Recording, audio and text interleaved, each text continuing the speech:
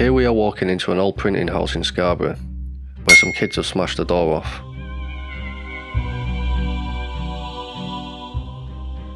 This building has been left to decay for many years. In fact, it's decaying so much that a large chunk of the roof has caved in and even an internal wall has fallen down. Just wait until you see what goodies have been left behind in this one.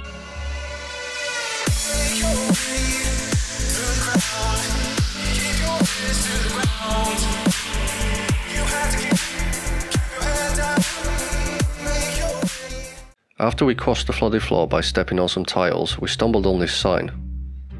It's the start of the name for this place, and the rest of the sign is stacked up behind it. We put all the sign together into one long massive sign, and it says ETW Dennis & Sons Limited. Laid out like this, the sign must be about 20 foot long. In case you don't know, we're right next door to Playzone. It used to be lively here, but now it's just been left to decay as an empty shell. The head office of Dennis Printworks on Vernon Road has recently been in the papers after it was demolished. The company had folded in the year 2000. The building we're looking at right now is on Melrose Street. It was the location of the actual physical printing by the company.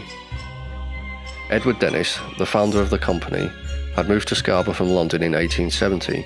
He ran a number of businesses such as libraries, bookshops and stationers in the town centre, as well as printing commercial art, greetings cards and tourist brochures.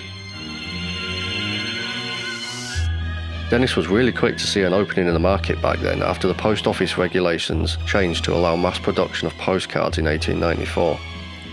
He began to produce saucy seaside postcards from the factory on Melrose Street.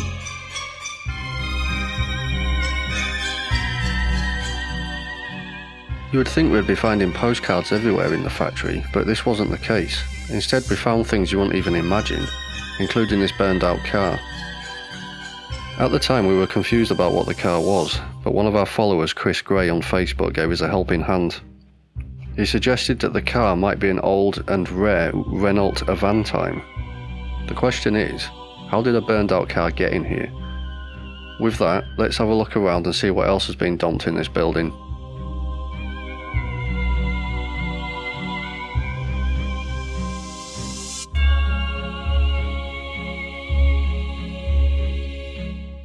It's difficult to find any decent information on this factory, but it looks like they either provided printing services for English Rose hotels, or the hotels used the offices to do their paper pushing, and there are areas with large amounts of DIY accessories. As you can see, it looks like they literally got up one day and just left. It looks like they also left us some boiled sweets, perhaps they knew we were coming.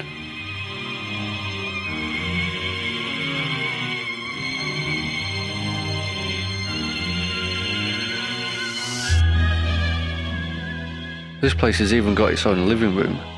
Next we were heading upstairs, where the rooms were creating their own habitats and plant life has started to take over. It's actually surprising there are no animals living in there by now. As we walked further, it started to become a lot more evident that the building wasn't simply just a factory. It has quite a large office space at the top as well.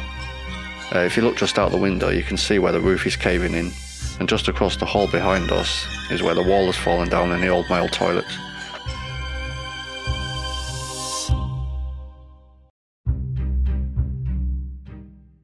Again, it looks like everyone just got up and left one day. Look at all the office equipment they left behind. This monitor here is a dead giveaway of how long this place has been left to decay. These rooms aren't even the end of it. We're moving on where I'll find all sorts of items stored. There is even an old cash machine in here.